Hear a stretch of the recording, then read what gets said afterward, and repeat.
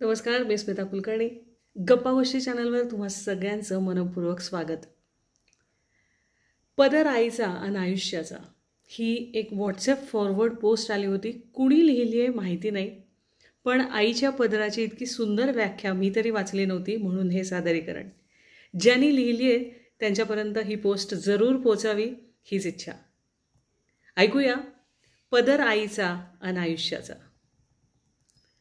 अर्थातच आईच्या पोटात असतानाच तिची म्हणजे आईची ओळख झालीच होती, पण मग 9 महिन्यांनी तिच्या पदराची ओळख झाली. तान्हुल्या मला पाजताना तिनं पदर माझ्यावरून झाकला आणि मी आश्वस्त झालो.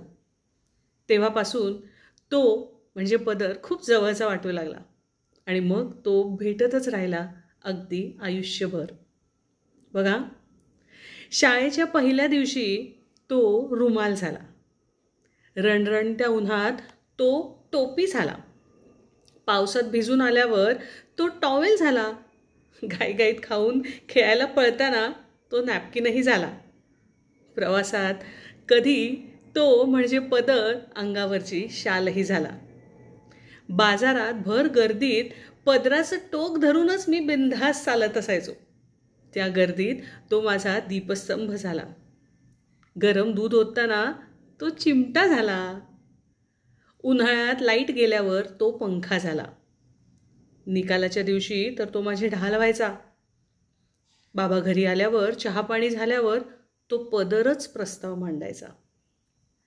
अहो, छोटूचा रिझल्ट लागलाय, तसे बरे मार्क पडलेत, हां आता 1-2 विषयात कमी आहेत, पण आता अभ्यास करीन म्हणतोय तो. बाबांच्या संतापाची धार बोथट होताना मी पदराच्या आडूनच पाहायचो, हाताच्या मुठीत पदराचं टोक घट्ट धरून. त्या पदरानंच मला शिकवलं की कधी काय आणि कसं बोलावं ते. तरुणपणी जेव्हा पदर बोटाभोवती घट्ट गुंडाळला तेव्हा त्याची खेच बघूनच आईनंच विचारलं, कोण आहे ती, नाव काय? मग लाजायलाही तो पदरच चेहऱ्यापुढे घ्यावा लागला.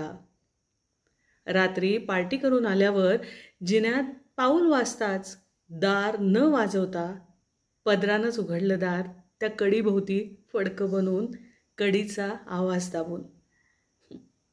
त्या दबलेल्या आवाजानंच नैतिकतेची शिकवण दिली. अशा या पदराकडूनच शिकलो सहजता, सौजन्य. पदराकडूनच शिकलो सात्विकता, सभ्यता. पदराकडूनच शिकलो सहिष्णुता, सजगता. आता काळाच्या ओघात असेल, अनुकरणाच्या सोसात असेल किंवा स्वतःच्या त्या स्वच्या शोधातही असेल. साडी गेली, ड्रेस आला, जीन्स पॅन्ट आली, टॉप आला, स्कर्ट आला आणि तो मात्र छोटा होत गेला. नाही, प्रश्न कपड्याचा नाही आहे, प्रश्न आहे तो आक्रसत जाऊन गायब होऊ घातलेल्या पदराचा. कारण पदर हे पद नसून जन्मभराची फक्त आणि फक्त जबाबदारी आहे आणि ती जाणीवपूर्वक आणि निस्वार्थपणे पेलू शकते ती केवळ आईच. मातृदिनाच्या खूप खूप शुभेच्छा. पोस्ट कशी वाटली जरूर सांगा, सादरीकरण कसं वाटलं जरूर सांगा आणि ज्याने लिहिलं आहे त्यांच्यापर्यंतही जरूर पोचवा. धन्यवाद. पुन्हा भेटूया.